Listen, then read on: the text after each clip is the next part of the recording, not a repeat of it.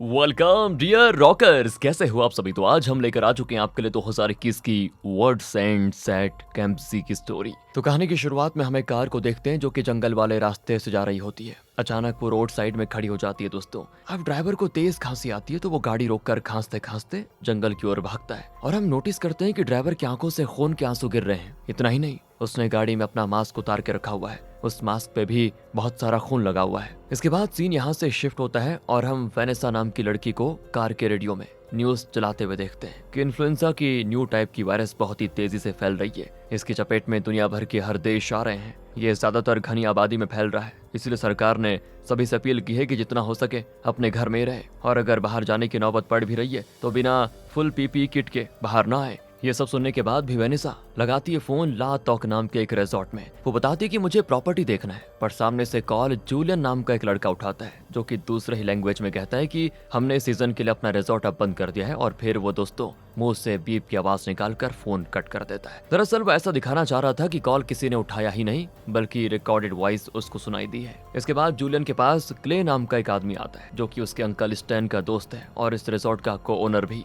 Julian उसे अपनी होशियारी के किस्से सुनाता है। फिर क्ले कहता है कि तुमने सुना ना, स्टेन भी पॉजिटिव पाया गया है इसलिए वो क्वारंटीन है। तो वो कहता है हाँ मैंने सुना। तभी दोस्तों वहाँ पे वेनेसा आ जाती है। वो एक दो बार हॉर्न मारती है। रिजॉर्ट के एंट्रिंग पे फाटक लगा होता है। जल्दी से फाटक ना उठाने पे वेनेसा दूसरे गेट से चीजों को ठोकते हुए सीधे आगे बढ़ने लग जाती है। और तब जूलियन उससे कहता है कि अंधी हो गई हो क्या, दिखाई नहीं दे रहा, साइन बोर्ड लगा हुआ है कि रिजॉर्ट बंद हो चुका है इस सीजन के लिए। तब वो एक पेपर दिखाती है और बताती है मैं वेनेसा हूँ, प्रिंस अरोन की अटॉर्नी। मेरी पहले ही बात हो चुकी है, मैं बस अरोन के बिहाफ पे प्रॉपर्टी देखने आई हूँ और प्रिंस अरोन कल आने वाले हैं प्रॉपर्टी विजिट करने के लिए। पर जूलियन कहता है कि सॉरी मुझे इसके बारे में कुछ नहीं पता है और मुझे ऊपर से ऑर्डर दिया गया है कि कोई भी एंटर ना हो। पर दोस्तों क्ले जब सारे पेपर्स पढ़ता है तो वो जूलियन को समझाता है कि अब सब कुछ बैंक का हो चुका है इसलिए इनको अंदर आने दो। और तब जूलियन वेनेसा से कहता है कि अगर तुम यहाँ कुछ वक्त के लिए रहने वाली हो तो यहाँ के कुछ रूल्स हैं जो तुम्हें फॉलो करने होंगे, जैसे 10 किलोमीटर पर आवर से ज्यादा की स्पीड पे ड्राइविंग अलाउड नहीं है। तो वेनेसा उसको कन्फ्रंट करती कि मुझे पता है तुमने कॉल पे वॉइस मेल की एक्टिंग की थी, तुम मेरे यहाँ आने से खुश तो नहीं हो, पर सुनो बच्चे मैं बस अपना काम करने आई हूँ, मेरी तुमसे कोई पर्सनल दुश्मनी नहीं है। वो क्या है ना, कल प्रिंस आने वाले हैं तो मुझे सारा कुछ रेडी करके रखना होगा, अगर तुम थोड़ा कोऑपरेट करोगे तो ये मेरे लिए अच्छा ही होगा। जूलियन भी मान जाता है और खुद वेनेसा को उसके रिजॉर्ट तक छोड़ने जाता है और कहता है कि सारे डॉक्यूमेंट्स ऑफिस में है। तो वो कहती है अच्छा मैं 15 मिनट में तुमसे ऑफिस में ही मिलती हूँ फिर। और फिर 15 मिनट के बाद वेनेसा सारे डॉक्यूमेंट्स चेक करने लगती है और उसे इस रिजॉर्ट के फायर प्रिवेंशन प्लान कहीं नहीं मिल रहा होता है, जिसपे जूलियन कहता है कि ये एक प्राइवेट रिजॉर्ट ग्राउंड है, ना कि कोई सरकारी पार्क जिसमें तुम्हें सारे एनवायरमेंट फ्रेंडली चीजें मिलेंगी। फिर शाम में वेनेसा क्ले के साथ बातचीत करके पेपर वर्क डिस्कस करते हुए कहती है ये जूलियन का रूड बिहेवियर हमेशा ऐसा ही रहता है क्या, ढंग से बात नहीं करता ये। तो क्ले बताता नहीं नहीं वो तो बहुत ही प्यारा बच्चा है, दरअसल वो यहीं पला बढ़ा है ना, इसलिए ये प्रॉपर्टी जब बिक रही हो तो उसको बेघर होने जैसा फील हो रहा है। साथ ही उसके अंकल ने पहले उसको इस प्रॉपर्टी को बेचने के बारे में कभी बताया ही नहीं था, कल ही तो उसको सारी चीजें पता चली है, इसलिए थोड़ा खुश नहीं है। अब दोस्तों हम इन तीनों को साथ में डिनर करते हुए देखते हैं। जूलियन ने सभी के लिए बर्गर बनाया होता है। इसके बाद ये तीनों ड्रिंक करते हैं, फिर ये तीनों आग जलाकर आराम से तापते हैं आग को।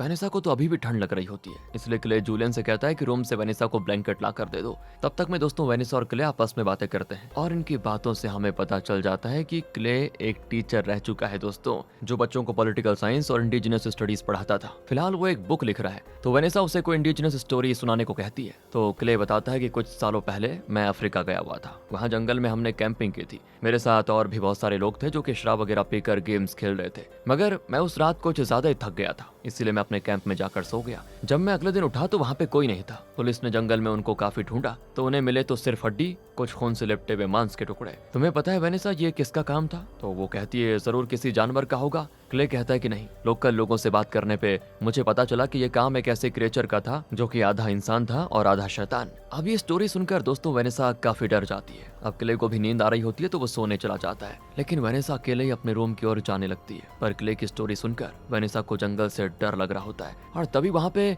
गाड़ी से जूलियन आ जाता है जो अपने रिजॉर्ट में सोने जा रहा था। वेनेसा उससे लिफ्ट मांगती है तो वो इनकार कर देता है फिर वेनेसा पैदल ही जाने लगती है, लेकिन फिर वो कहता है कि अरे मैं तो मजाक कर रहा था, आ जाओ मेरे साथ। अगली सुबह दोस्तों जूलियन को जाना था शहर शराब लेने के लिए, मगर उसकी गाड़ी स्टार्ट ही नहीं होती, कोई दिक्कत आ गई थी। तो वेनेसा उसे अपनी कार ऑफर करती है। वो कहती है वैसे भी प्रिंस एरोन दोपहर से पहले नहीं आने वाले, ये लो गाड़ी की चाबी और चलो शहर से घूम कर आते हैं। अब नई एक्सपेंसिव गाड़ी चलाने को मिल रही थी तो जूलियन और ज्यादा खुश हो जाता है, उसको क्या चाहिए था। इस तरह वो खुशी खुशी शहर जाता है, जहाँ के कई सारे लोग अपने हाथों को सैनिटाइज कर रहे होते हैं और सरकार के खिलाफ धरना दे रहे होते हैं कि सरकार इस वायरस से निपटने के लिए कोई वैक्सीन क्यों नहीं बना रही है। खैर ये दोनों जाते हैं बार में और वहां से शराब ले लेते हैं। अब बारटेंडर तो जूलियन का पहचान वाला ही था। वो यहाँ के लोकल लैंग्वेज में जूलियन से पूछता है कि ये खूबसूरत हसीना कौन है, क्या तुमने इसे भी पटा लिया है। तो जूलियन कहता है कि नहीं भाई, ये तो अटर्नी है प्रिंस एरोन की, यहाँ प्रॉपर्टी के मसले से आई हुई है, मेरा इससे कुछ नहीं चल रहा। फिर वो बारटेंडर वेनेसा से थोड़ा फ्लर्टी अंदाज में बातचीत करता है, पर वो कुछ ज्यादा भाव नहीं देती उसको। अब जब ये दोनों रिजॉर्ट जाने लगते हैं ना,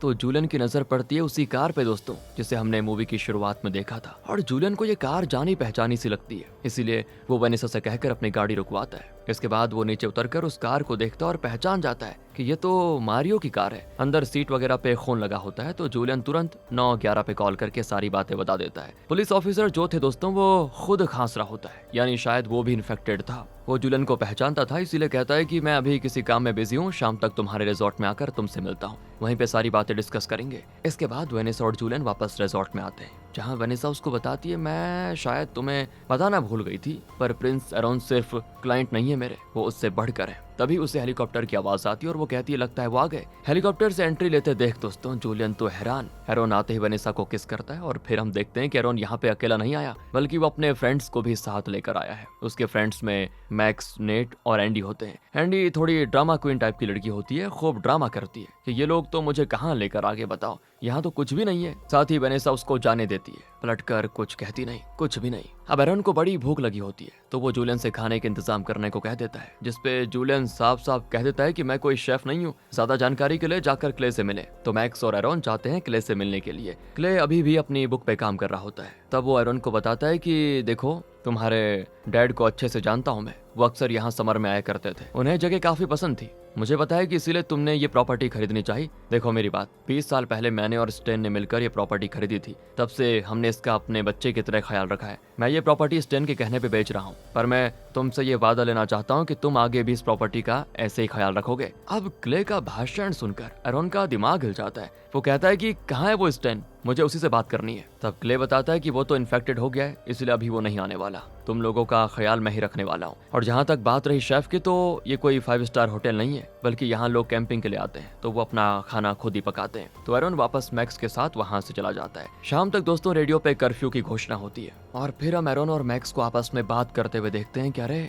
इन रिजॉर्ट वालों को तो पता ही नहीं है कि इसके नीचे ग्रेफाइट है। हम इस रिजॉर्ट को खरीद रहे हैं, इसकी खुदाई करवाएंगे उसके बाद, और फिर ढेर सारा मुनाफा कमाएंगे। तभी दोस्तों एरोन की नजर पड़ती है वेनेसा पे, जो कि जूलियन से कुछ ज्यादा ही बातचीत कर रही होती है, और ये बात एरोन को थोड़ा अटक जाती है। इधर हम देखते हैं कि वेनेसा जूलियन को समझा रही है कि देखो तुम्हें उनकी हर बात मानने की जरूरत नहीं है। दरअसल दोस्तों उन्होंने पैसे देकर अपना पल्ला झाड़ दिया था और वो जूलियन से ही खाना पकवा रहे होते हैं, जिसमें वेनेसा भी उसकी थोड़ी मदद कर देती है। अब यहाँ जूलियन भी वेनेसा को कन्फ्रंट करता है कि तुम्हें भी तो उसके साथ हेलीकॉप्टर में आना चाहिए था, तुम तो एरोन की गर्लफ्रेंड कम और असिस्टेंट ज्यादा लग रही हो। तो वेनेसा कहती है अरे ऐसी बात नहीं है, हमें यहाँ कार भी तो लानी थी, इसलिए एरोन ने कहा कि मेरी कार तुम ड्राइव करके लेके जाओ, रोड ट्रिप एंजॉय करो। पर जूलियन कहता है कि अरे उल्लू किसी और को बनाना, तुम्हें दिखाई नहीं दे रहा पर मुझे सब दिखाई दे रहा है, वो लोग तुमसे हर काम करवा रहे हैं और खुद देखो एंजॉय कर रहे हैं। अब यहाँ वेनेसा थोड़ा भड़क जाती है और कहती है कि तुम्हें हमारे रिश्ते के बारे में कुछ भी नहीं पता। जूलियन कहता है उन्होंने मुझे एक्स्ट्रा पैसे दिए हैं, इसीलिए मैं अपना काम कर रहा हूँ, तुम्हें मेरी हेल्प करने की कोई जरूरत नहीं है।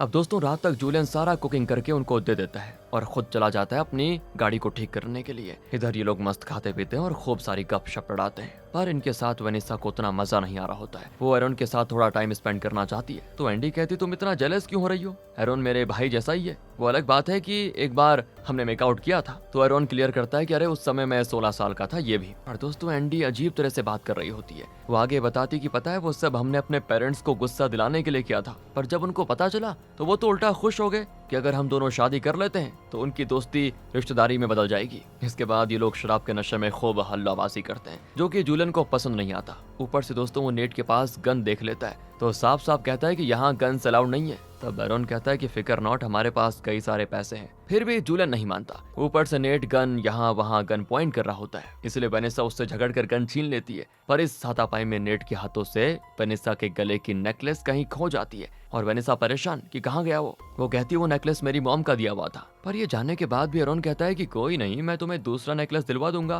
वेनेसा कहती है कि पैसे से हर चीज नहीं खरीदी जा सकती, समझे। अगली सुबह दोस्तों वेनेसा बड़ी परेशान थी, वो सुबह में भी नेकलेस को ढूंढ रही होती है। वहीं रात में उसने नेट से गन छीनकर जूलियन को दे दी थी और जब वो ब्रेकफास्ट बना रहा था ना तो नेट ने चुपके से अपनी गन वापस ले ली थी। वो जाकर अपने दोस्तों को भी बता देता है। इसके बाद इन लोगों को जूलियन घुमाने लेकर जाता है और लगभग रात में वापस आकर ये घर आते हैं तो गाड़ी में उसे फिर वेनेसा का नेकलेस मिल जाता है। इधर वेनेसा और उसके दोस्त ऐसे गपशप लड़ा रहे होते हैं, तभी नोटिस करते हैं कि मैक्स कहीं दिखाई नहीं दे रहा। तो वो लोग उसको ढूंढते हैं पर वो कहीं नहीं मिलता। तो एंडी कहती है कहीं वो रॉक सैंपल लेने तो नहीं गया। एरॉन कहता है हम कल ही जाकर रॉक सैंपल्स ले आए थे, आज कहाँ गया वो। तब वेनेसा पूछती है कौन से रॉक सैंपल्स, तुम लोग मुझसे क्या छिपा रहे हो। और तब एंडी उसको सच्चाई बता देती है कि एरॉन ये प्रॉपर्टी इसीलिए खरीद रहा है ताकि वो इसकी खुदाई करके ग्रेफाइट पत्थर की माइनिंग कर सके।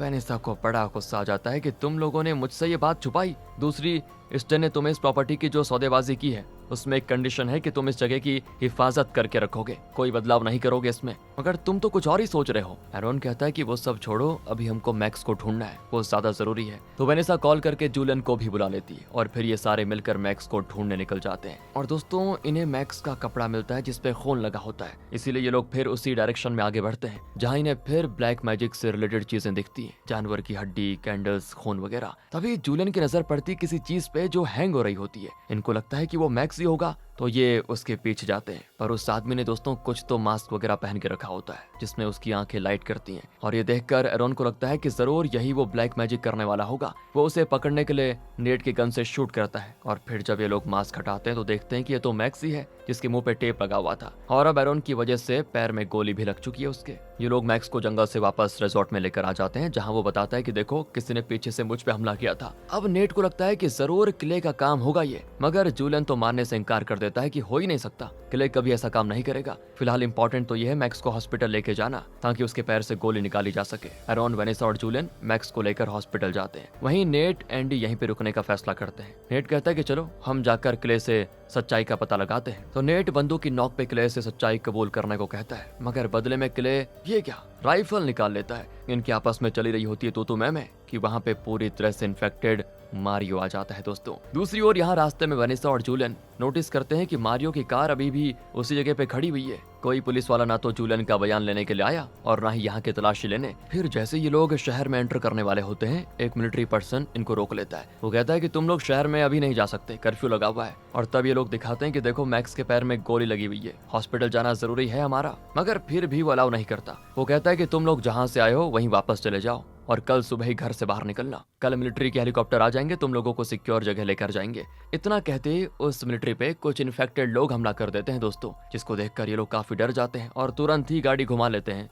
पर फिर वो इन्फेक्टेड लोग इनका पीछा नहीं छोड़ते, वो तो मैक्स को गाड़ी से उतार कर खा लेते हैं। वहीं वेनेसा, जूलियन और एरॉन किसी तरह अपनी जान बचाकर वापस रिजॉर्ट में आ जाते हैं। तो देखते हैं यहाँ क्ले इन्फेक्टेड मारियो को शूट कर रहा है। अब सबको समझ आ गया है कि यहाँ पे क्या चल रहा है। शहर में लगभग हर कोई उस अनजान वायरस से इन्फेक्टेड हो चुका है। जूलियन को तो अपनी जान बचाने के लिए अपनी गाड़ी वहीं शहर के बॉर्डर पे छोड़कर भागना पड़ा है। इधर वेनेसा से उसकी कार की चाबी गुम हो गई होती है और किले की जो गाड़ी थी दोस्तों उसे नेट ने पंचर कर दिया था, ये सोचकर कि किले ही विलन है। तो कुल मिलाकर अब इनके पास ना कोई गाड़ी है यहाँ से भागने के लिए, ना कुछ है। साथ ही जूलियन याद दिलाता है कि सोल्जर ने हमसे कहा था कि रात भर खुद को महफूज रखना, इसलिए हमें यहीं रुकना होगा, बाहर और खतरा हो सकता है। तब वेनेसा एरॉन से कहती है अपने डैड से कहकर हेलीकॉप्टर मंगवा लो, पर एरॉन कहता है कि नहीं, मैं अपने डैड से हेल्प नहीं मांगूंगा और वैसे भी एक हेलीकॉप्टर में हम सारे के सारे नहीं आ पाएंगे। पर फिर भी वो किसी तरह से राजी हो जाता है, मगर तब कॉल लगता ही नहीं क्योंकि नेटवर्क नहीं आ रहा होता है फोन पे। इसके बाद किले कहता है कि हम सभी को आज की रात वेयर हाउस में बितानी होगी क्योंकि ये जगह उतनी सेफ नहीं है। वेयर हाउस सही रहेगा, पर वेयर हाउस की चाबी तो मेरे ऑफिस में है, इसलिए तुम लोग यहीं रुको, तब तक मैं और जूलियन वहां जाकर चाबी ले आते हैं। मगर दोस्तों इनके जाने के बाद नेट और एंडी को शक होता है कि क्या वो लोग हमें लेने के लिए वापस आएंगे भी या फिर वो बस अपनी जान बचाएंगे। तब वेनेसा उनको समझाती कि नहीं, जूलियन और क्ले हमें जरूर लेने आएंगे। पर नेट और एंडी को उन पे भरोसा नहीं होता, इसलिए वो लोग यहाँ से भागने का फैसला करते हैं और वो भी रिजॉर्ट वाले ट्रैम से दोस्तों, जिसकी स्पीड काफी कम होती है। उनको ज्यादा देखकर एरॉन भी उनके साथ हो लेता है और तब वेनेसा को भी उसके साथ जाना पड़ता है। पर जल्द ही कुछ इन्फेक्टेड लोग उनको ट्रैम के पीछे घेर लेते हैं। नेट तो ट्रैम को ड्राइव कर रहा होता है इसीलिए वो अपनी गन पकड़ा देता है एंडी को खुद की हिफाजत करने के लिए। वहीं एक इन्फेक्टेड आदमी ने वेनिसा का पैर पकड़ लिया होता है और वो उसे खींचने की कोशिश कर रहा होता है और प्रिंस एरोन आराम से बैठा होता है दोस्तों। वो अपनी गर्लफ्रेंड को बचाने की कोशिश तक नहीं करता। वो तो सही टाइम पे क्ले और जूलियन वहां पे आ जाते हैं जो कि उनको शूट करके वेनिसा को बचा लेते हैं। पर तभी वहां पे कुछ और इन्फेक्टेड लोग आ जाते हैं। इनमें मैक्स तो था ही, साथ ही वो बारटेंडर भी था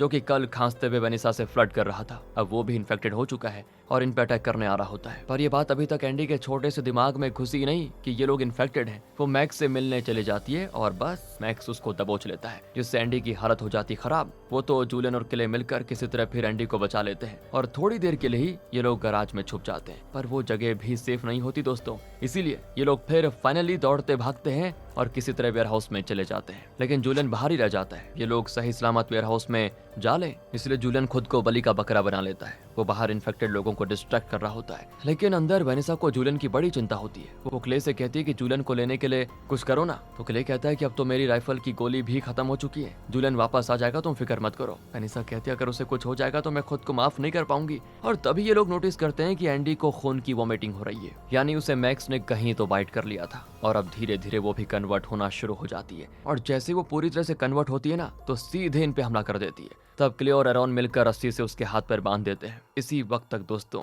नेट भी कन्वर्ट होना शुरू हो जाता है। वो कहता है कि तुम लोग मेरे साथ भी यही करोगे ना। कहकर वो डर के मारे बाहर भाग जाता है गेट खोलकर, जिससे बाहर खड़े सारे इन्फेक्टेड लोग उसे दबोच लेते हैं और फिर आराम से खाते हैं। इतने में जूलियन वहां पे आ जाता है और कहता है कि मैं अब तक बोट में बैठा हुआ था। वो लोग पानी से डरते हैं, इसलिए काम करो, तुम लोग भी मेरे साथ चलो। तब एरोन, वेनिसा और क्ले भी उसके साथ जाते हैं। पर क्ले दोस्तों इन्हें आगे आगे जाने देता है और खुद थोड़ा पीछे हो जाता है क्योंकि पीछे से इन्फेक्टेड लोग इनका पीछा कर रहे होते हैं। तो क्ले अपनी खाली राइफल से उनको मार पीट कर दूर कर रहा होता है, मगर कुछ दूर जाने के बाद वो लोग क्ले को भी पकड़ कर गिरा देते हैं, जो कि जूलियन से देखा नहीं जाता। और वो क्ले को बचाने जाता है पर वो खुद भी उनकी गिरफ्त में आ जाता है। तब वेनिसा उसको बचाने जाती है, मगर एरोन उसको जाने नहीं देता। उसकी जगह वो खुद जूलियन को बचाने जाता है। अब जूलियन तो भागने में कामयाब हो जाता है, पर एरोन को दोस्तों वो लोग बुरी तरह से काट लेते हैं। साथ ही क्ले का भी काम तमाम। इसीलिए फिर जूलियन वेनिसा को लेकर बोट से भाग जाता है। हल्की हल्की सुबह हो चुकी होती है। वेनिसा अपने सारे दोस्तों के कन्वर्ट हो जाने से बड़ी दुखी होती है और तभी उसकी नजर पड़ती है जूलियन पे, जिसके पेट में इन्फेक्टेड लोगों ने बाइट कर लिया था। साथ ही जूलियन को भी खांसी हो जाती है, यानी कुछ ही देर में वो भी पूरी तरह से कन्वर्ट हो जाएगा। जूलियन कहता है कि सुनो, मैं उनकी तरह नहीं बनना चाहता, इसीलिए जब मुझे खून की उल्टी होना शुरू हो जाए तो मुझे मार देना। वेनिसा रोते हुए कहती है कि तुम्हें कुछ नहीं होगा। पर कुछ देर के बाद दोस्तों ये लेक के दूसरे किनारे पहुंच जाते हैं, जहां जूलियन उसे उसका नेकलेस लौटाता है और कहता है ये मुझे टूटा हुआ मिला था, मैंने इसको सोल्डिंग करने के लिए अपने पास रखा हुआ था। जब मैं अपनी गाड़ी बना रहा था तो तुम्हारे चेन को मैंने जोड़ दिया था अपनी माँ की दी हुई नेकलेस पर। जैसे ही वेनिसा थोड़ा खुश होती है ना, वैसे ही जूलियन को खून की उल्टी हो जाती है। उसकी आंखों से खून के आंसू बह रहे होते हैं। वो नेट की गन वेनिसा को देते हुए कहता है कि प्लीज मुझे अभी मार दो, मैं उनकी तरह नहीं बनना चाहता। तब जाकर कहीं वेनिसा रोते रोते बड़ी ही मुश्किल से जूलियन को शूट कर देती है और अब वो बिल्कुल अकेली है दोस्तों, खूब रोती है और फिर बोट से निकल जाती है अपनी जिंदगी की तलाश में। इसी के साथ दोस्तों ये कहानी होती है यहाँ पे खत्म। बाकी आप बताइए कैसी लगी। मिलते हैं आपसे अगली वीडियो में। ध्यान रखिएगा अपना। Thanks for watching.